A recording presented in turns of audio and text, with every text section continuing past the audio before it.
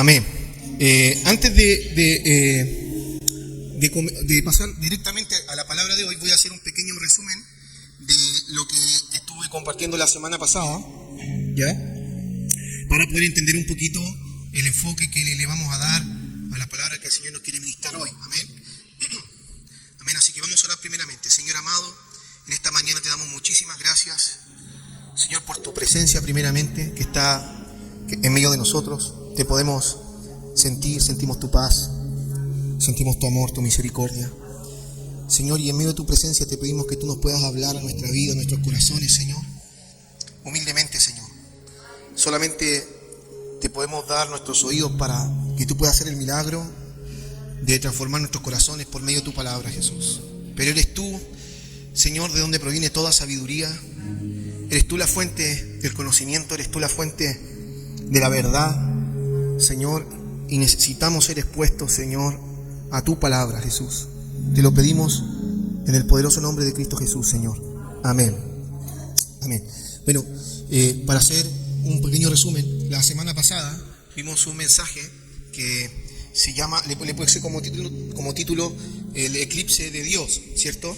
Y tomamos un texto que estaba en 2 de Timoteo, capítulo 3, versículo 1, donde Pablo le daba a conocer a Timoteo cómo iban a ser, ¿cierto? Cuál iba a ser el carácter de los hombres de los postreros tiempos, ¿cierto? Y vemos que Pablo agrupaba muchas características de los hombres de los postreros tiempos. Y por otro lado, no solamente vemos a Pablo hablando de esto, una de las cosas que resaltamos era que las cartas de Timoteo eran cartas muy especiales, porque primero era escrita a alguien muy amado por parte de Pablo. Segundo, eran cartas que eran casi testamentarias. De hecho, la segunda carta de Pablo a Timoteo es una carta, la última carta que Pablo le escribe a Timoteo. Es como si yo, siendo padre, ¿cierto?, le escribiera la última vez a mi hijo, ¿sí? Entonces, claramente en esa carta no trataría de perder el tiempo de irme a escribir cosas que no le van a servir, sino trataría de escribirle cosas que deberían ser muy importantes que él considerara durante el transcurso de su vida. Y es en esa carta donde Pablo le menciona que él no quería que ignorara estas cosas, que era necesario que él supiera, ¿cierto?, que en los postreros días el carácter de los dos hombres iba a ser de esta forma. Porque de alguna manera Pablo tenía muy presente, si bien no sabía cuándo, no sabía cómo, ni dónde, tenía muy presente que Jesús, ¿cierto?, no sería la última vez que Él estaría en medio de nosotros, sino que el tiempo que Él estaba viviendo era parte de un tiempo que iba a tener lugar en el transcurso de la historia de Dios, pero iban a seguir viniendo algunos hechos adicionales.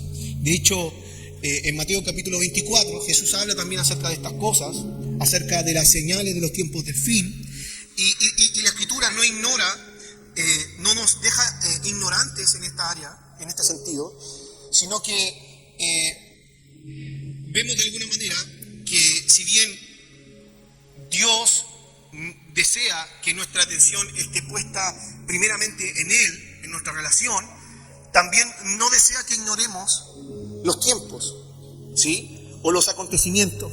Amén. Entonces, es en base a esto que Pablo, ¿cierto?, menciona estas cosas y nos damos cuenta de muchas características de estos hombres. ¿Y por qué le había puesto este título al mensaje? Porque de alguna manera, si vemos en estos tiempos y vemos todo lo que está ocurriendo en el mundo, ni siquiera en el mundo, hermano, basta con mirar lo que ocurre a veces acá alrededor,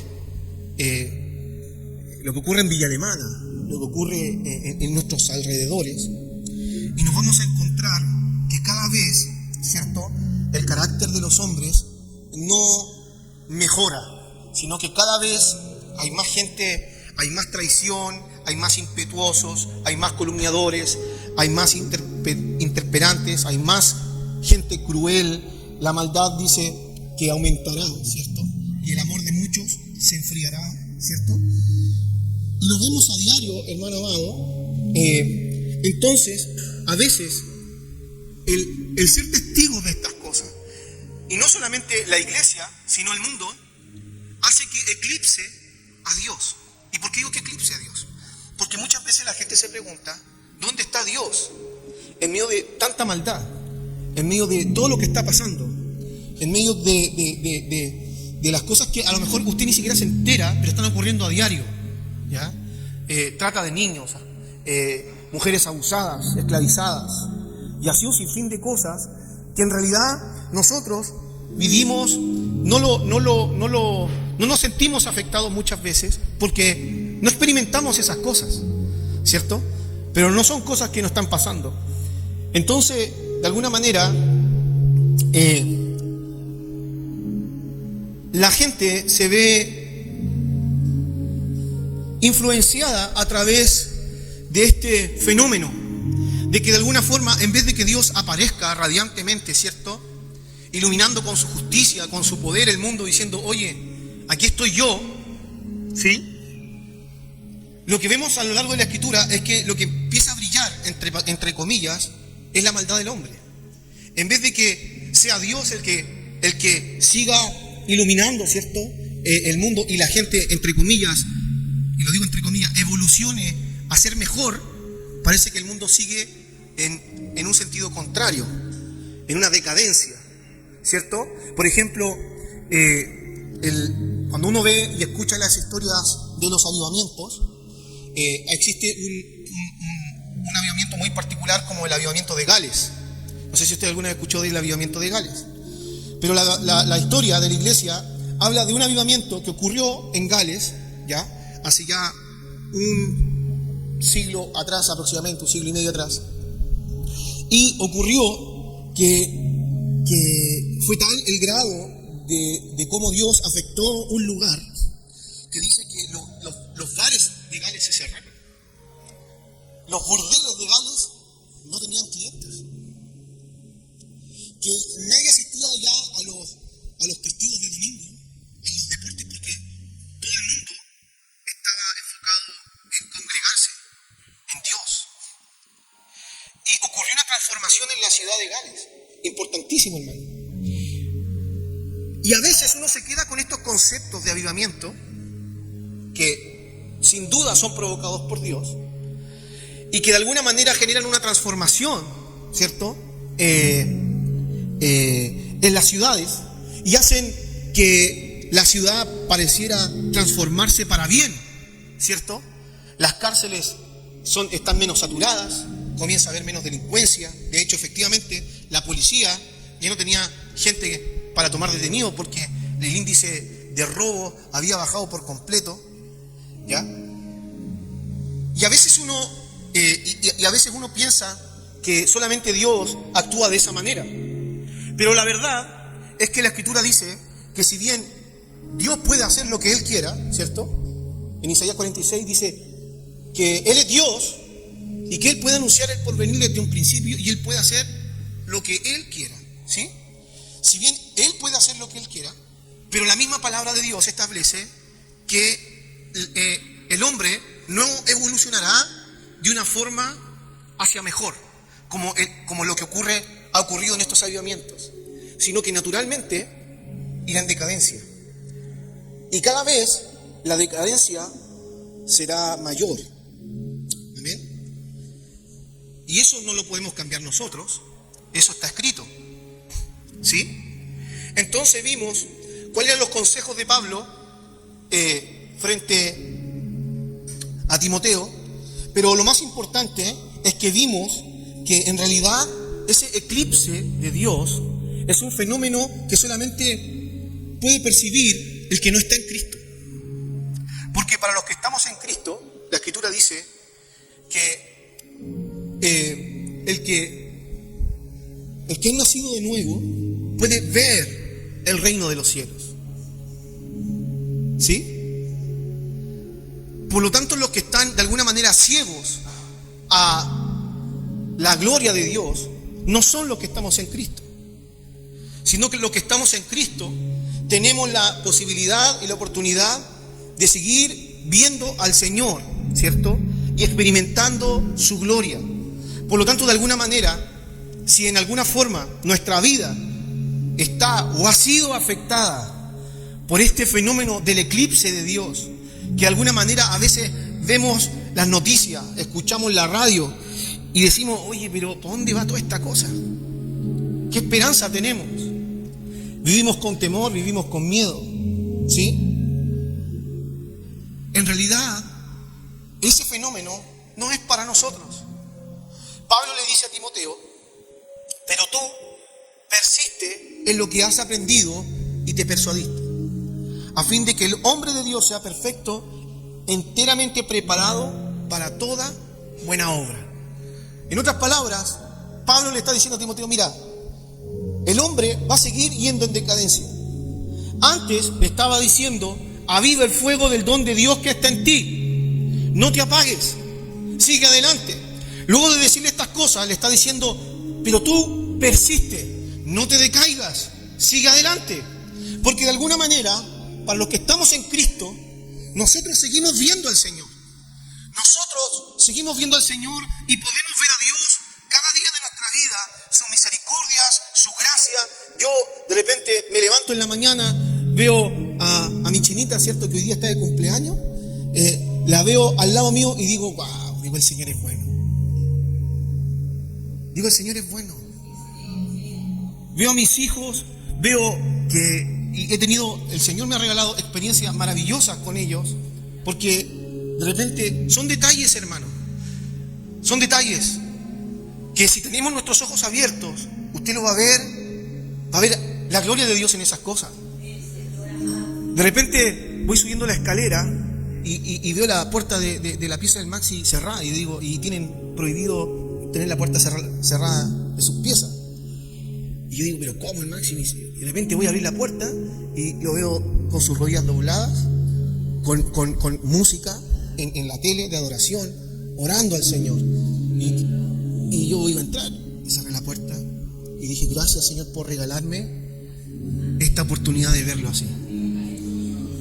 ¿Me está entendiendo? No significa que yo lo estoy haciendo bien porque soy débil. No soy el mejor ejemplo, pero es Dios, dice la Escritura, que el que pone el querer y el hacer.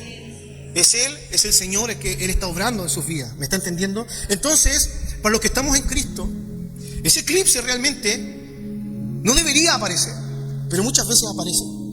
¿Por qué? Porque nos dejamos influenciar por este mundo. Dejamos que la maldad del hombre eclipse a Dios en nuestra vida. ¿Ya? Entonces, nos preguntábamos la semana pasada si vivíamos con el mismo nivel de urgencia sobre nuestra propia vida o sobre nuestras familias, en el sentido de no perder de vista lo que la palabra del Señor nos está exhortando. Para Pablo era muy importante que Timoteo supiera estas cosas, ¿ya? Y le dedicó parte de su última carta a que Timoteo se enterara de estas cosas. Por lo tanto, vemos un nivel de urgencia en este padre, ¿cierto?, para la vida de su hijo espiritual. Entonces la pregunta era, si nosotros, que estamos, no voy a decir más viejos, pero que llevamos más años en el Señor, vivimos con ese mismo nivel de urgencia para las generaciones que vienen. Esas generaciones pueden ser nuestros hijos, pueden ser nuestros nietos, pueden ser gente de la iglesia, pueden ser gente nueva de la iglesia, pero vivimos con la misma urgencia en alguna forma de ser mujeres y hombres que estamos viviendo una urgencia de tener una vida acorde al Evangelio, de no desmayar, de persistir en las cosas, ¿cierto? Y a veces nos damos cuenta que ese sentido de urgencia en realidad no existe. Que la urgencia se le estamos poniendo a otras cosas. Le estamos poniendo la urgencia a nuestros planes, a nuestros deseos, a nuestra sensación de bienestar, a lo que entre comillas nos puede dar una tranquilidad en nuestra casa, pero no le estamos poniendo la urgencia que la palabra nos llama a tener, sobre todo en estos tiempos. ¿Por qué? Porque al examinar la Escritura nos damos cuenta que son tiempos peligrosos. ¿Sí? De hecho, ¿cuánto han cocinado pavo para fin de año? Yo una vez cociné uno. Y los que hemos cocinado pavo a fin de año, sabemos que hay que tenerlo cualquier tiempo en el horno. ¿Cierto? Son varias horas. Pero si se pasa, hermano, eso no pasa ni con agua. Queda súper seco, hermano. ¿Cierto? Entonces, imagínense que el tiempo de Dios es una comparación, pero es para que me entiendan. Imagínense que es como cocinar un pavo. ¿En qué parte del proceso de cocinar un pavo requiere más atención? Primero, cuando uno lo está adobando, ¿cierto? Porque ahí hay harta preparación, ¿cierto? Limpiarlo, rellenarlo, pincharlo, algunos que le meten sus cositas, sus secretos, ¿cierto? Tenerlo listo, algunos lo preparan de un día para otro, ¿cierto? Y en ese momento de preparación tiene harta dedicación, ¿sí? ¿Y cuándo es el otro momento donde requiere harta atención nuestra? ¿En el horno o cuando ya está cumpliendo el tiempo en que puede estar cocido ya? Cuando ya está llegando el tiempo, ¿cierto? Pueden pasar 3 horas del pavito en el horno, sobre todo si es un pavo grande, ¿cierto? Ahí en el horno. Pero cuando se están cumpliendo ya las 3 horas, ¿cierto? Y la instrucción dice, téngalo 3 horitas en el horno. Cuando está llegando las 3 horas, uno ya tiene que empezar a revisarlo, ¿cierto? Ahora, cuando lleva el pavito 1 hora en el horno, yo me puedo ir a ver la tele, me puedo ver hasta un capítulo en Netflix, me puedo relajar y no pasa nada, porque sé que el pavo se va a demorar a lo menos 3 horas, ¿cierto? Pero cuando está llegando el tiempo en que el pavo va a estar listo, si yo no estoy al lado del horno, esa cuestión no se la va a comer ni el perro, hermano. ¿Ya? Se te puede pasar. Y va a quedar seco, pero seco, hermano. Yo me he comido pavo seco. ¿Ya? ¿Me está entendiendo? ¿Por qué estoy haciendo esta comparación? Porque de alguna manera, Pablo entendía que hay tiempos en que requiere una especial atención de nosotros. Pablo le está diciendo a Timoteo, mira, el carácter de los hombres de los postreros días va a ser de esta manera. Y cuando veas que el carácter de los hombres se comienza a manifestar de esta forma, tú persiste, sigue. Te vas a dar cuenta que los tiempos se están cumpliendo, que las enseñanzas que Cristo dejó acerca de cómo iba a ser el reino al final de los días se está cumpliendo. Pon especial atención, es importante que lo sepas. En otras palabras, Pablo está diciendo, mira, sigue haciendo la buena obra del ministerio, procura presentarte delante del Señor como un obrero que no tiene de qué avergonzarse, pero ten especial atención cuando veas que el carácter de los hombres de los postreros días se comienza a manifestar de esta forma. ¿Por qué? Porque está el tiempo, está llegando el tiempo del cumplimiento, el tiempo en que el pavo va a estar cocido. Y si no estás preparado, todo el trabajo que hiciste, toda la dedicación que le diste a esto, va a ser un trabajo perdido. Pablo le dice, ¿cierto?, que es importante. No, es que estoy haciendo este resumen. Ahora vamos a entrar al texto. Estamos recién. Hermano, no se apresure. No se apresure. Pablo está diciendo que es importante estar muy atentos a los tiempos. ¿Sí? Hace un tiempo hasta esta parte, en lo personal me he sentido muy motivado por el Señor a que estamos viviendo tiempos que requieren nuestra atención completa en el Señor. ¿Ya? Entonces, hermanos amados, Pablo le está diciendo a Timoteo, tienes que estar atento, ¿sí? Y en otras palabras, en 2 Timoteo 2:15, ¿cierto? Pablo le dice a Timoteo, procura con diligencia presentarte delante del Señor aprobado, como obrero que no tiene de qué avergonzarse, que usa bien la palabra de verdad. ¿Sí? Ahora, este mensaje lo cerramos diciendo que los necios creen que su propio camino es el correcto, pero los sabios prestan atención ¿a quiénes? A otros. ¿Ya? ¿Por qué estoy hablando de esto, hermano? Porque existen distintos ejemplos en la Escritura donde Dios nos revela la importancia que tiene el entender los tiempos. ¿Ya? Y antes de entrar al texto, quiero enseñarle un principio de hermenéutica que se llama, que una de las cosas hermosas que tiene la palabra del Señor es que cuando usted se agarre la Biblia y se pare en el Antiguo Testamento, usted donde se pare en el Antiguo Testamento va a poder llegar a Cristo. En el texto que se pare del Antiguo Testamento es un camino que va a apuntar a Cristo. Todo apunta a Cristo en el Antiguo Testamento. ¿Sí? Entonces quiero que vaya conmigo a Éxodo capítulo 12. Éxodo capítulo 12.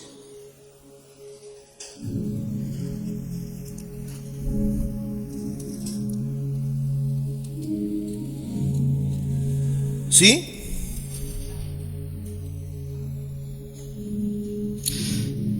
Ok. Vamos a partir.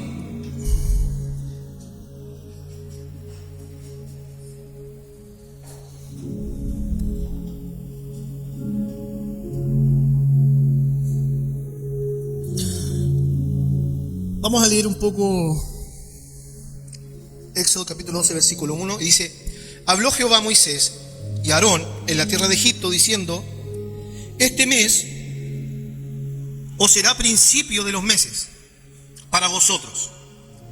Será este el primero de los meses del año, diciendo: en el 10 de este mes, tómese cada uno un cordero según las familias de los padres, un cordero por familia, mas si la familia fuera tan pequeña que no baste para comer el cordero, entonces él y su vecino inmediato a su casa tomarán uno según el número de las personas, conforme al comer de cada hombre.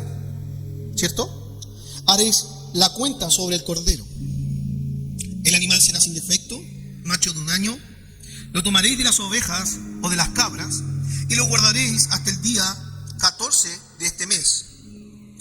Y lo inmolará toda la congregación del pueblo de Israel entre las 2 tardes.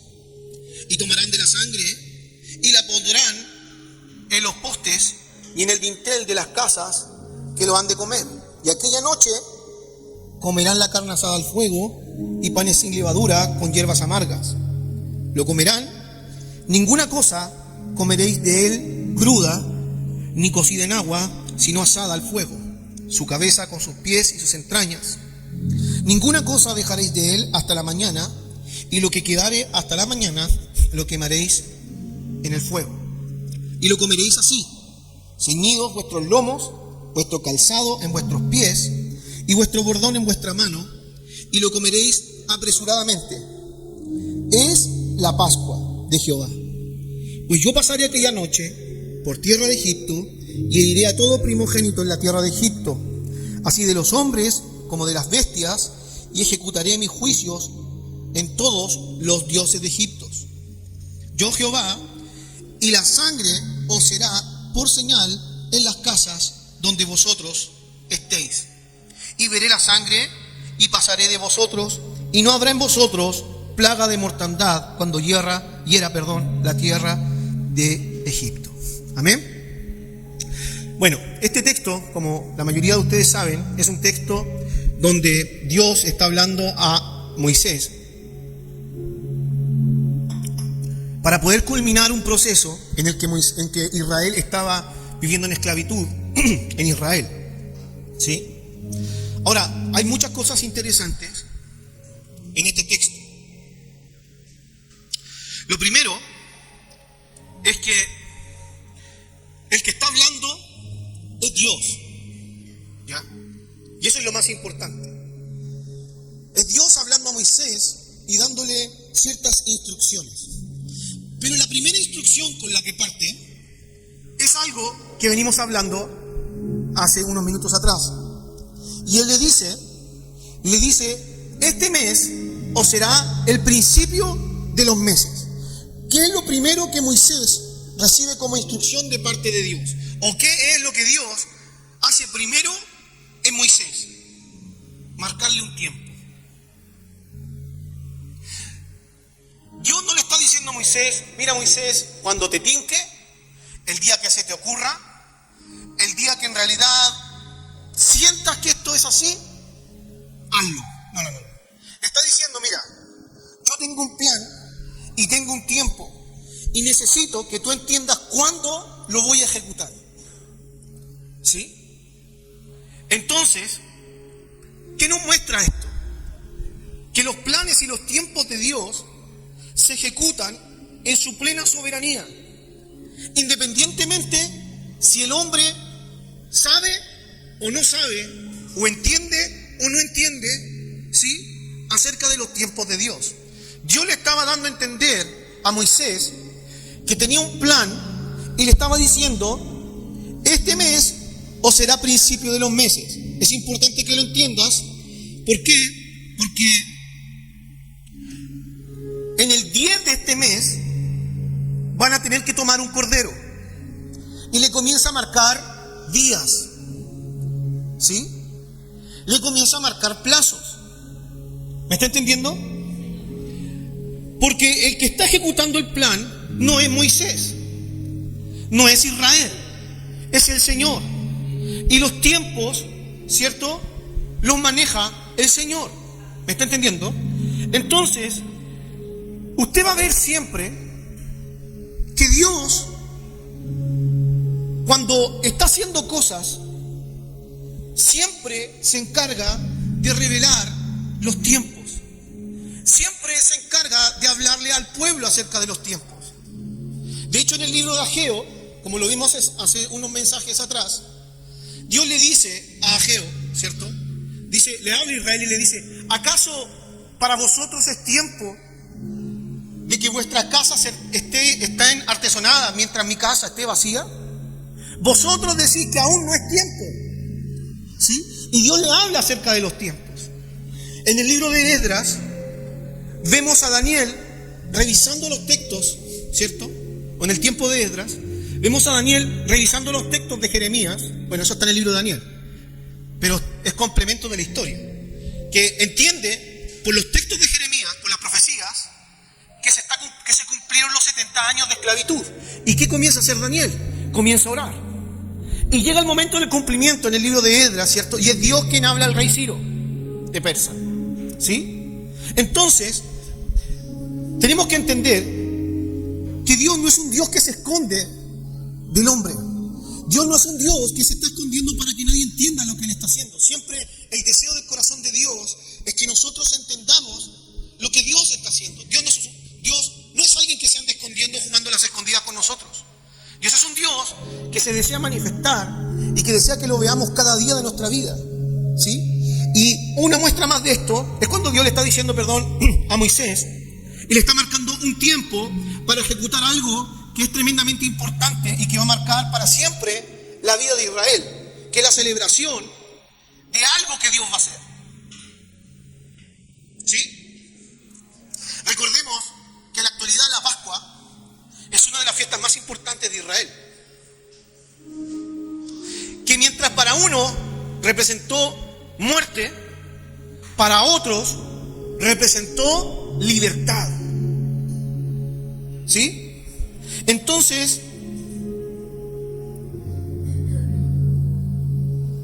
Dios no solamente le comienza a dar una orden, sino que le establece los tiempos. Y le dice que tiene que hablar a toda la congregación de Israel, ¿ya? Y decirle estas cosas. De alguna manera, las cosas que habían ocurrido antes, las plagas, todas estas cosas, habían preparado a Israel para poner atención a la voz de Dios. Se imagine que llega alguien aquí y nos dice, oye, el Señor dice que tienen que hacer esto.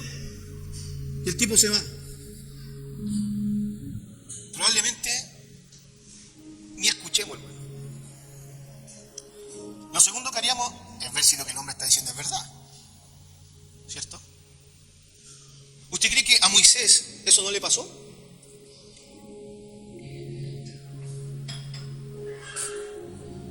Siendo que había sido criado en Egipto, que había vivido en el palacio del rey, que había sido formado por los egipcios.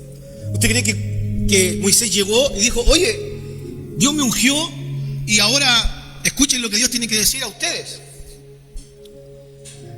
¿Usted cree que los israelitas solamente empezaron a decir, oh sí, tienes toda la razón, Moisés? No. Seguramente muchos de los israelitas no confiaban en Moisés. ¿Me está entendiendo?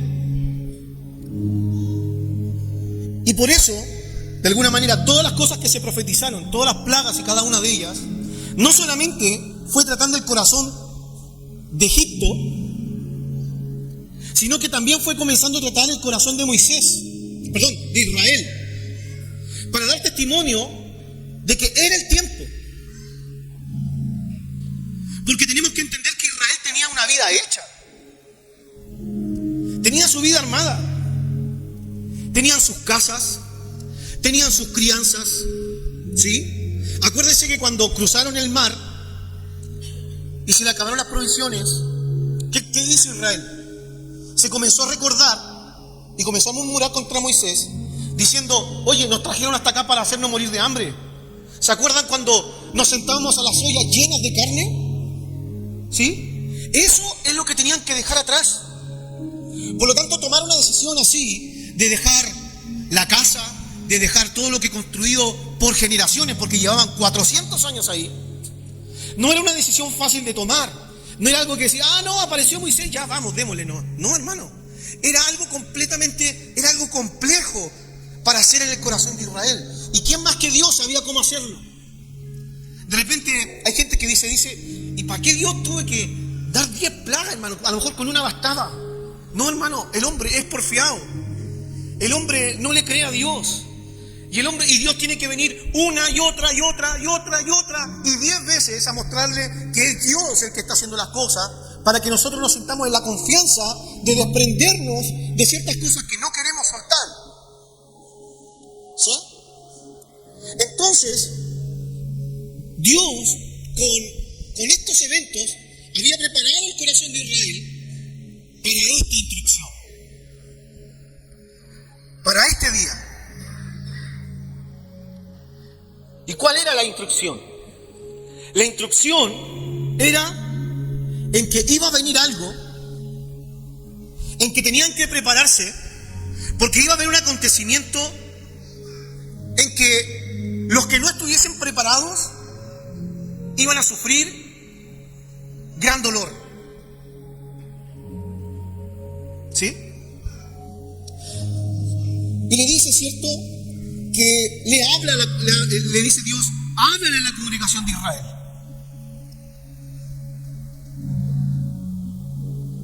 Y de alguna manera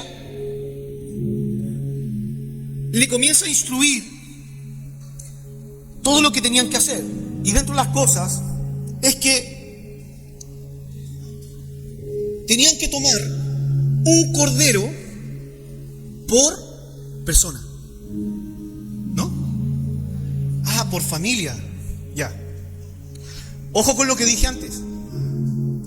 Entendamos que esto es si está aquí escrito, de alguna manera nos conecta con Cristo. ¿Sí? La palabra dice que tenían que tomar un cordero por familia y compartir ese cordero. Y si la familia era muy pequeña, ¿sí?, tenía que compartirlo con la familia del lado.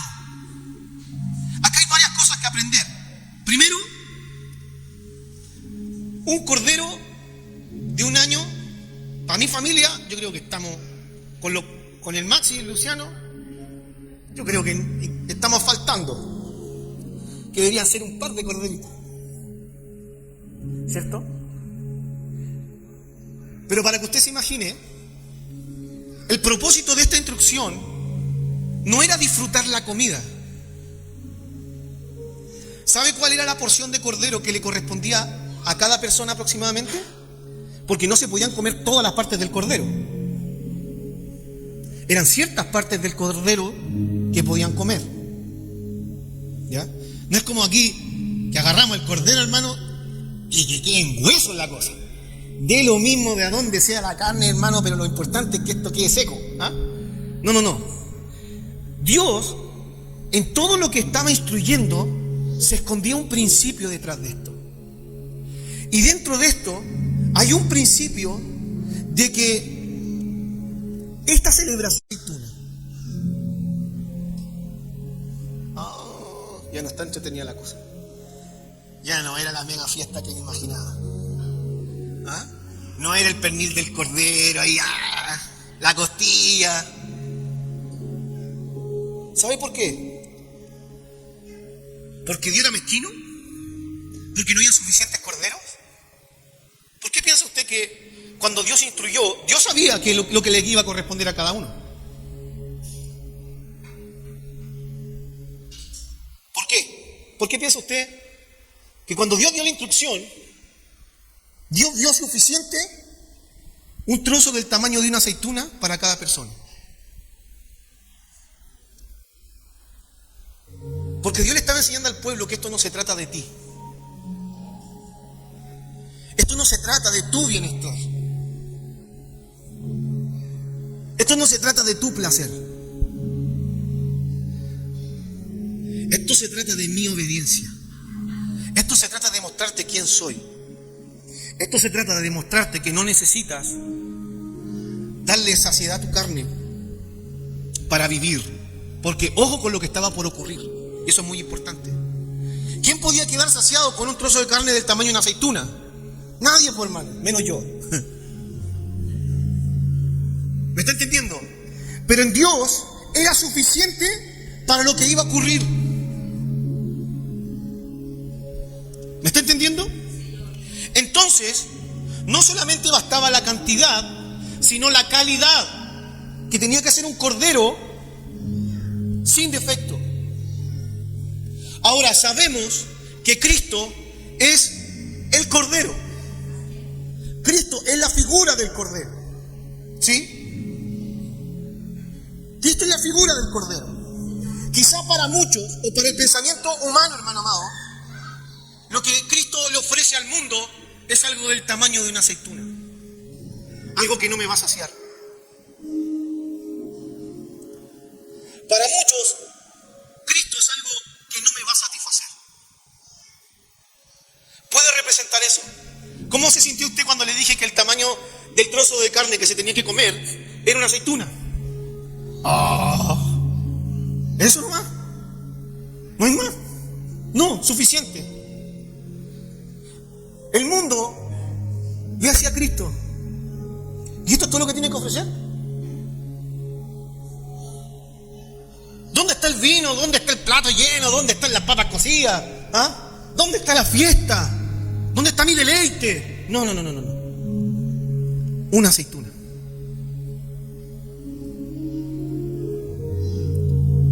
¿Me está entendiendo? Y eso es lo que muchas veces Cristo representa para la gente. Algo insignificante.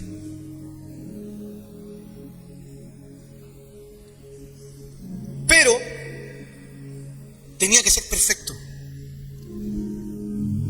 Y nadie sabía el impacto que iba a tener esto en la vida de Israel. Porque, insisto, no se trata de nosotros, se trata de Él. Hoy día, no solamente hoy, desde siempre, el mundo ha despreciado a Cristo. Porque el que te eleva, ¿cierto?, al pináculo del templo y te muestra los tesoros de la tierra, el que te muestra la fama, el que te muestra el deleite, no es Cristo. Ese fue Satanás que tentó a Cristo así. es el príncipe de este mundo. ¿Sí? ¿No acaso reaccionó la gente igual cuando Jesús estaba predicando y multiplicó el pan y los peces? Y dice que a la mañana siguiente la gente lo buscaba. ¿Y qué pasó? Cristo no estaba ahí. Se había ido al otro lado del lago de Galilea a predicar. Y dice que la gente lo buscó y lo siguió. ¿Sí? Y cuando llegó la gente, ¿cuál fue el mensaje que Jesús predicó? Yo soy el pan de vida. ¿Ustedes creen que el pan de vida fue el maná que cayó en el desierto? Así les predicó Jesús. ¿Ustedes creen que el maná, el pan del cielo, es lo que cayó en el desierto a sus padres? Pero en verdad, yo soy el pan de vida. Y el que coma de mí no tendrá hambre jamás. En otras palabras, lo que le estaba diciendo Jesús a esa multitud es: ok, yo ayer multipliqué los panes y los peces, se vieron saciados sus estómagos, pero yo no vine a eso. No vine a llenar sus estómagos. Yo vine, ¿cierto?, a saciar sus almas, a que no tengan hambre y sed jamás en sus corazones. Que yo soy suficiente para ustedes. Soy la aceituna de la Pascua. Soy la porción de aceituna del Cordero. ¿Me está entendiendo? ¿Y qué hizo la gente? ¿Se recuerda? Le dijo: ah, sí, Jesús, tenés razón. No, hermano, dice, y muchos discípulos le dejaron. Mucha gente comenzó a abandonar a Jesús.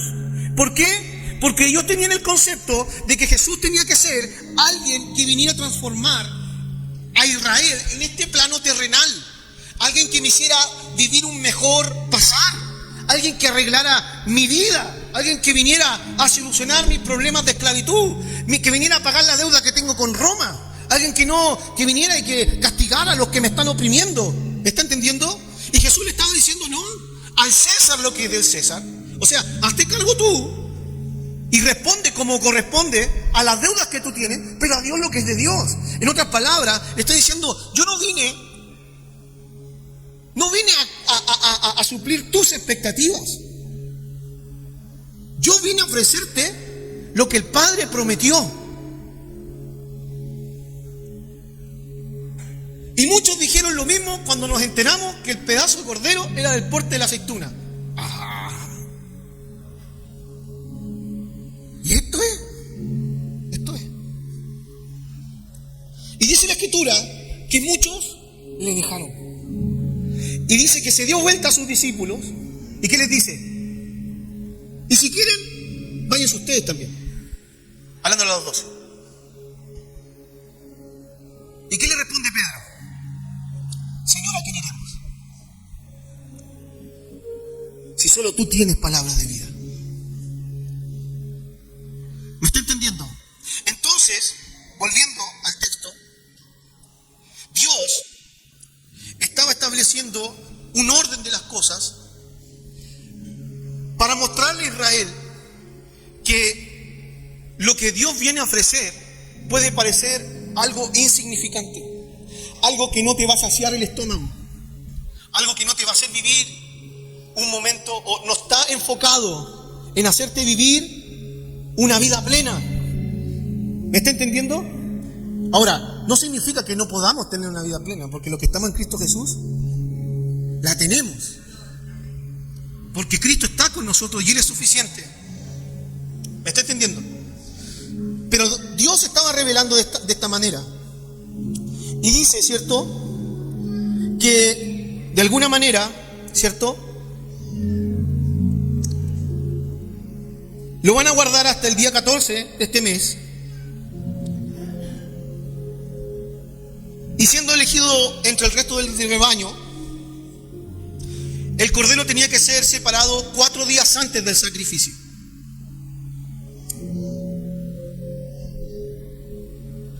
¿Sí? Y entre las 2 tardes, este cordero será sacrificado. ¿Sí? O sea, es el intervalo entre el comienzo de la bajada del sol y la puesta de sol, ¿ya? Que corresponde a las 3 de nuestra tarde. ¿A qué hora fue Cristo? Se calcula más o menos en que Cristo estaba crucificado en la cruz y murió. A las 3 de la tarde aproximadamente. Se piensa. Todo habla de Cristo. Es una tipología. Entonces dice, tomarán de la sangre y la pondrán en los 2 postes. Esto como una señal de seguridad para los que estaban dentro. Y aquí quiero detenerme.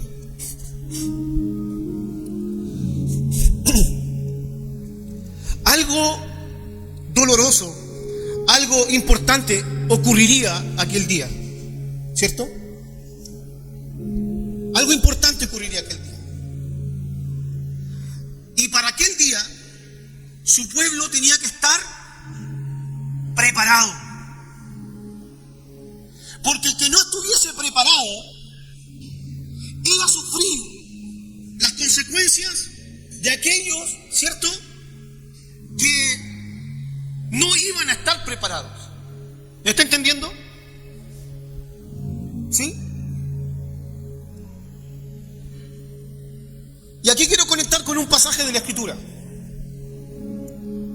Cuando la palabra de Dios dice que el reino de los cielos será semejante, ¿cierto?, a 10 vírgenes. ¿Quién está hablando de eso? Jesús. ¿Y está hablando Jesús en qué contexto? En un contexto escatológico.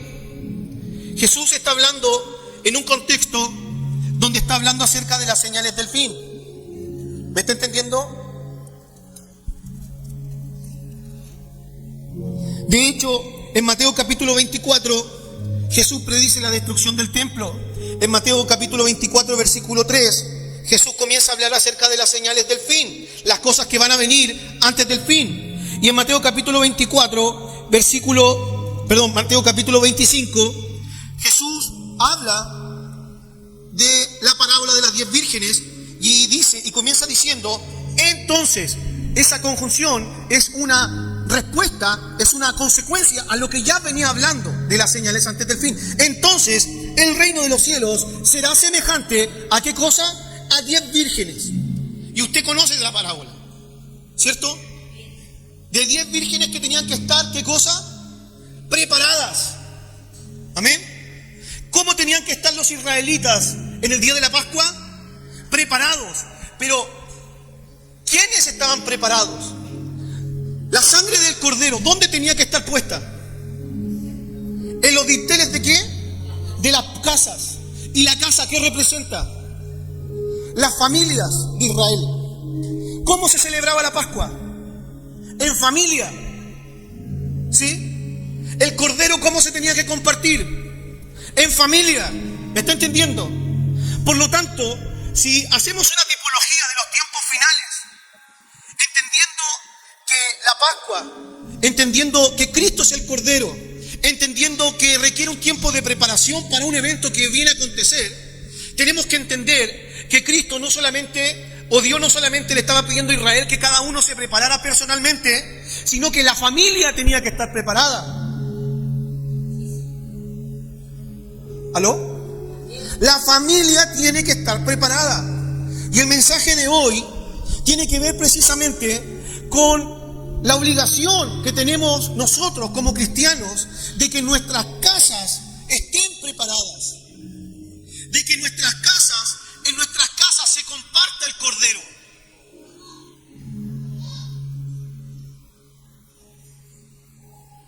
El Cordero no era para mí solo.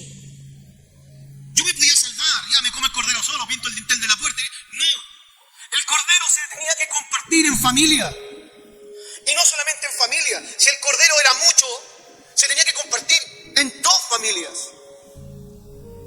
Y la marca de la sangre era sobre el dintel de la puerta de la familia. Y es precisamente lo que hoy se está perdiendo en nuestra generación.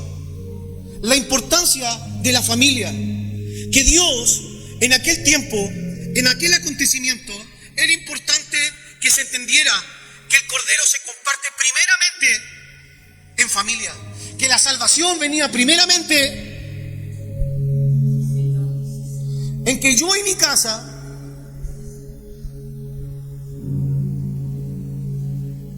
siempre en familia, y tengo que hacer todo lo posible, todo lo que esté a mi alcance, todo lo que esté en mis posibilidades para que mi familia comparta el Cordero.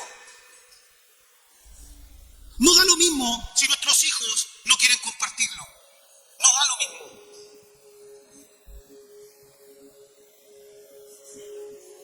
Porque Dios tiene puestos sus ojos sobre nuestros hijos.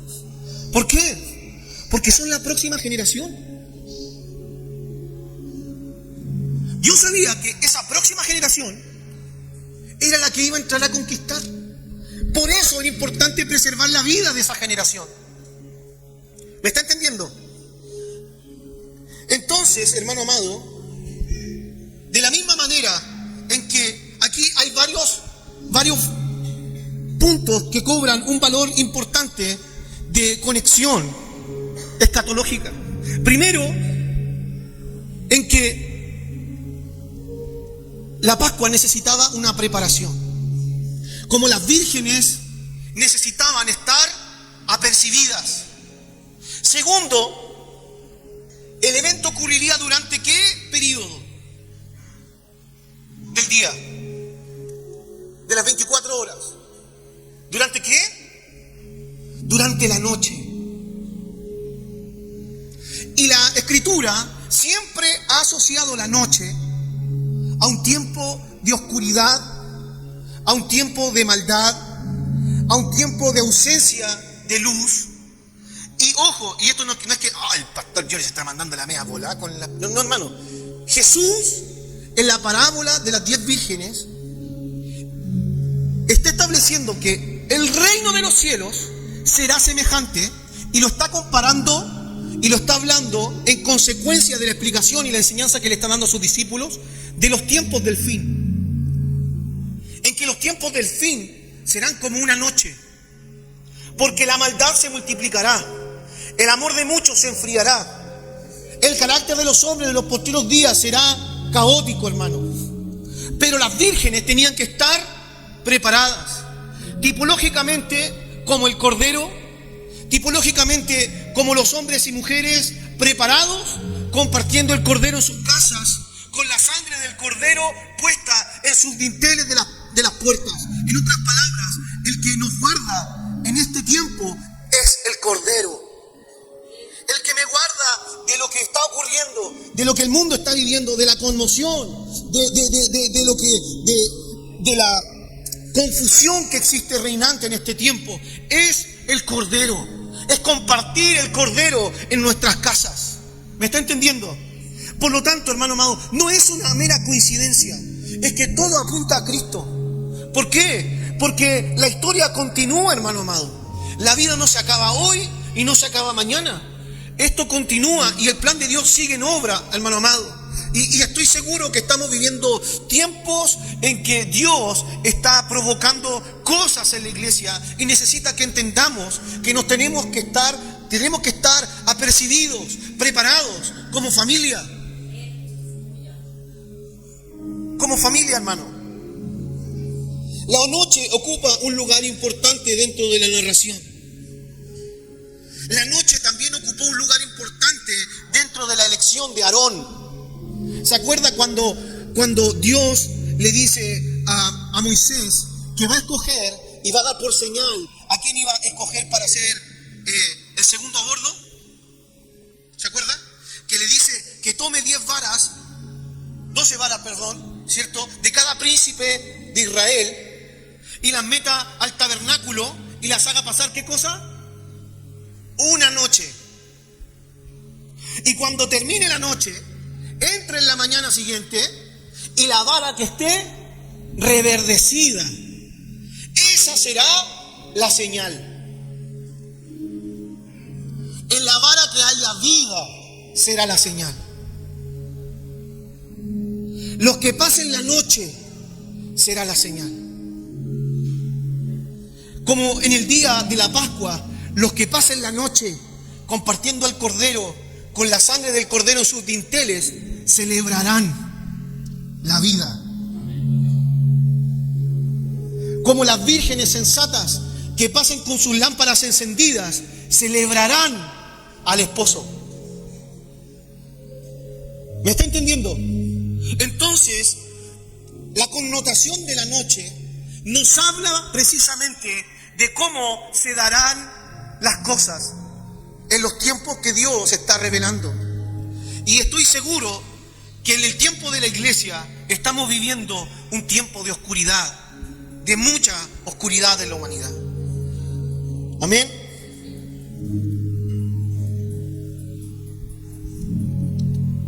La elección de Aarón se dio durante la noche y el propósito era intercambiar la dedicación de los primogénitos, ¿cierto? ¿Se acuerdan de eso? Había una ley que decía que todo primogénito, ¿a quién le pertenecía? A Dios. Pero Israel no cumplió eso. Entonces, Dios se cobró igual. Y en reemplazo de esa dedicación de los primogénitos, Dios escogió para sí una tribu, la de Leví, para su servicio. ¿Sí? Por eso ese intercambio. ¿Amén? Y por eso hizo reverdecer la vara de almendro. De la misma manera en que Cristo ocupó mi lugar, ¿sí?, en el sacrificio, en recibir mi castigo. Entonces, hermano amado, mientras para algunos la noche representa el dolor y el quebranto, para otros la noche representa el goce y el disfrute del cuidado de Dios. Mientras uno hoy día no pueden dormir en las noches por temor,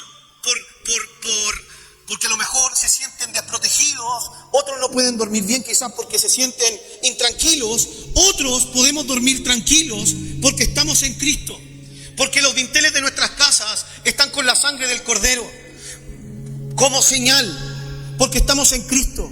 ¿Me está entendiendo? Otros nos estamos preparando, no solamente en nuestra vida personal, sino que estamos compartiendo el Cordero con nuestros hijos, con nuestras hijas, con nuestras esposas, y si es demasiado para nosotros, con nuestros vecinos.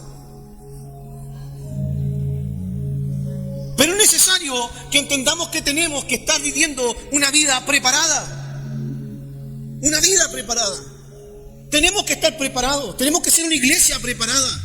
Y lo que el Señor me ministraba para esta mañana es que nosotros como iglesia, cada uno como familia, debe comenzar a entender que el prepararse en el Señor no significa venir a escuchar un mensaje del día domingo.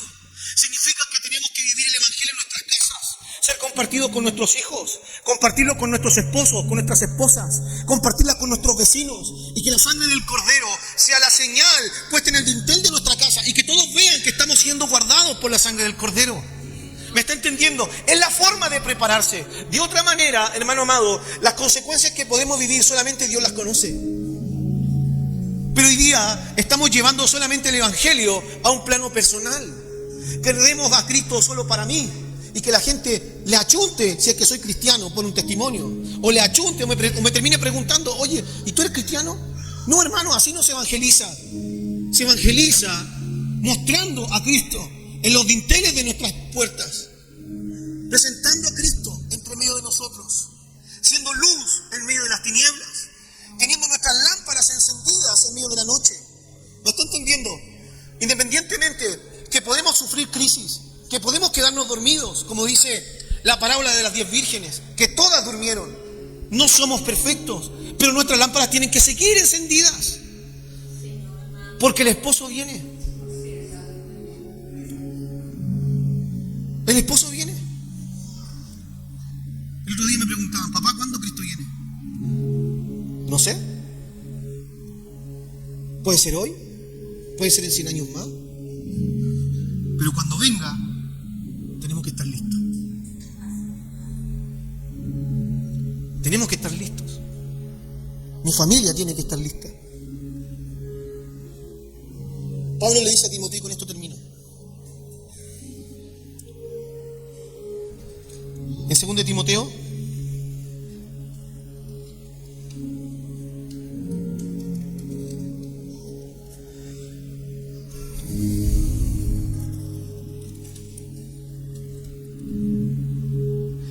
Capítulo 4, le dice: te encarezco delante de Dios y del Señor Jesucristo, que juzgará a los vivos y a los muertos en su manifestación y en su reino. ¿Qué dice? Que prediques la palabra, que instes a tiempo y fuera de tiempo. ¿Qué significa esto, hermano? ¿Qué significa esto?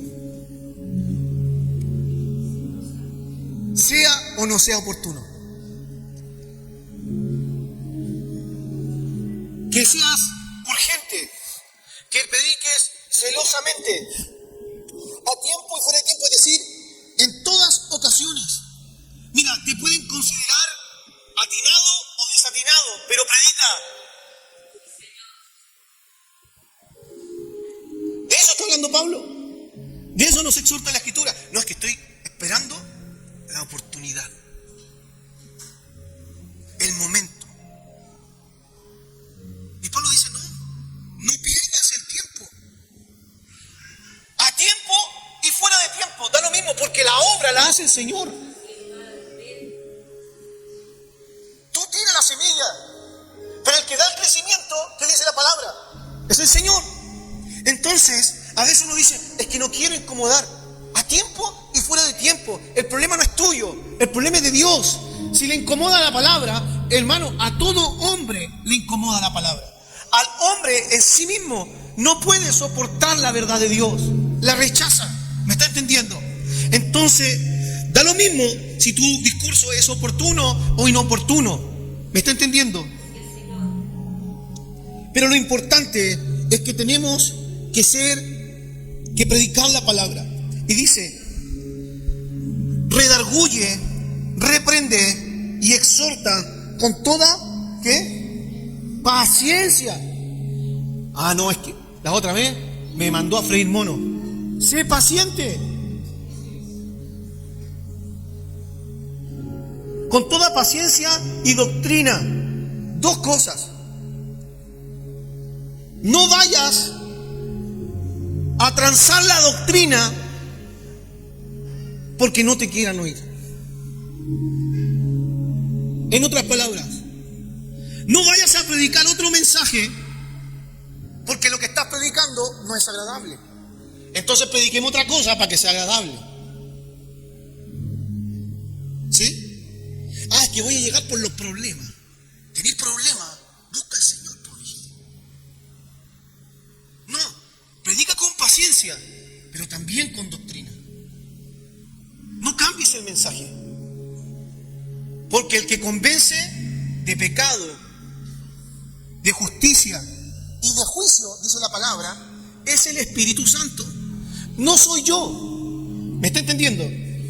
¿Sí? Dice: porque vendrá el tiempo, nuevamente de una forma escatológica, cuando no sufrirán la sana doctrina.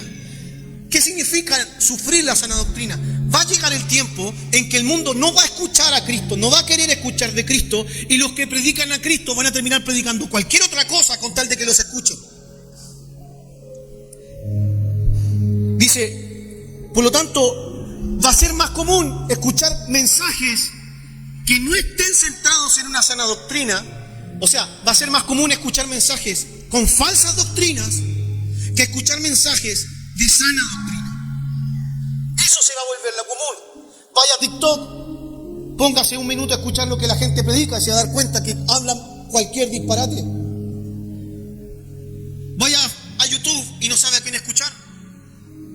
Cada uno predicando algo distinto. Y que hoy día es más común escuchar un mensaje distorsionado que un mensaje que nos haga entender que Cristo, que el cordero del tamaño de una aceituna es suficiente para nosotros. ¿Sí? Dice: sino que teniendo comezón de oír, se amontonarán maestros conforme a sus propias concupiscencias y apartarán de la verdad el oído y se volverán a las fábulas. dice, maestros conformes a sus propias concupiscencias. O sea, hombres que enseñaban y que producto de su propio pecado, ¿sí?, se apartarán. Eran predicadores que predicaban la verdad. Eso está diciendo la palabra. Gente que predicaba la sana doctrina y que producto de sus propias concupiscencias, de las debilidades de su propio corazón, se apartarán de la verdad. O sea, en algún momento estuvieron en la verdad, ¿ya? Y se volverán a las fábulas. Y a esos hombres van a escuchar. Pero tú, sé sobrio en todo, soporta las aflicciones, a la obra de evangelista y cumple tu ministerio. No importa lo que esté ocurriendo a tu alrededor, tú sé sobrio, soporta las aflicciones, a la obra de evangelista y cumple tu ministerio. Por eso es que somos nosotros los que tenemos que alimentar nuestra casa con el Cordero. Somos nosotros los que tenemos que instruir a nuestras familias. Somos nosotros. No podemos dejar que otros instruyan a los nuestros. Porque hay muchos que se están apartando de la verdad. ¿Me está entendiendo? Entonces, hermano amado, ya terminando, somos nosotros los que tenemos que entender que tenemos que estar preparados en este tiempo. Vivir preparados, no teniendo a Cristo por tardanza, sino preparar nuestras casas, preparar nuestros hijos, compartirlos con los vecinos. Si Dios nos ha bendecido en gran forma y vemos que nos alcanza para repartir, compartámoslo con otros a Cristo. Hay gente que nos ve desde afuera y dice, oye, esta gente vive tan diferente. De hecho, de repente hay gente que sinceramente uno ni siquiera tiene el interés de compartir, y esa gente se quiere acercar a uno porque ven algo distinto. De hecho, el otro día nos dijeron unas personas que la verdad nunca me he sentido en el deseo de compartir, no de acá en la iglesia, hermano, así que no se pasa el rollo, de otro lugar, y esas personas conversando me hicieron un comentario, oye, ¿cuándo compartimos? Y siempre están ahí, oye, ¿cuándo compartimos? Le dije a Anita, oye, dile que cuando quieran, po. Esto fue, no sé, un lunes, por dar un ejemplo. Compartamos mañana, po, al tiro. Churra. No estaba preparado para algo así. Y está esa necesidad. Está esa necesidad. Yo creo, hermano amado, que es un tiempo privilegiado para nosotros en el Señor. Pero también son tiempos muy difíciles, donde tenemos el deber de comenzar a pintar los dinteles de nuestras casas, de tener el Cordero en nuestras casas, de compartir el Cordero en nuestras familias. Es la única forma en que en los días de llanto en nuestras casas haya gozo. Que en medio de los días de quebranto en nuestras vidas haya gratitud. Porque cuando el pueblo cruzó el mar, lo cruzó con gozo. Cuando el pueblo vivió esa noche fue llanto para muchos, pero fue alegría para los que tenían al Cordero en su casa. Porque aquella noche, las vírgenes que entraron fue noche de fiesta. Pero para las vírgenes que no entraron, fue una noche de llanto. Pero eso depende de nuestra preparación, de nuestro compromiso en el Señor. ¿Me está entendiendo? Amén. Que el Señor les bendiga. Muchas gracias. Vamos a orar al Señor. Señor amado, te damos las gracias en esta ya tarde, Señor, por esta oportunidad, por esta palabra. Oro, Señor, por cada uno de mis hermanos que está en este lugar. Te doy muchísimas gracias porque de verdad, Señor, tengo gozo en mi corazón de poder ver, Señor, a la pastora Lilia, al pastor del mundo, Señor, hoy día con nosotros. Señor, les bendecimos. Señor, te pedimos que esta palabra pueda traer fruto en casas, Señor, en nuestros corazones. Señor, te pido, Señor, que tú, Padre Celestial, puedas hacer que esta palabra redarguya en nuestra memoria, que tú la puedas traer constantemente en el recuerdo, Señor, y que traiga cambios en nuestras casas, en nuestra forma de practicar y vivir tu evangelio, tu palabra, Señor. Señor, levanta, Señor, Padre Celestial, en nuestras casas, Señor, altares de adoración. Levanta en nuestras casas un lugar donde el Cordero sea compartido, Señor de los cielos. Señor, te lo pedimos por misericordia. Hoy día necesitamos, Señor, que el Cordero sea compartido en nuestros hogares, en nuestras familias. Que nuestras familias coman junto con nosotros, Señor, de lo que nosotros hoy día estamos probando de ti, Señor. Te lo pedimos por misericordia, en el poderoso nombre de Cristo Jesús. Amén y amén. Que el Señor les bendiga en gran manera. Amén. Muchas bendiciones. Pastor Mauricio.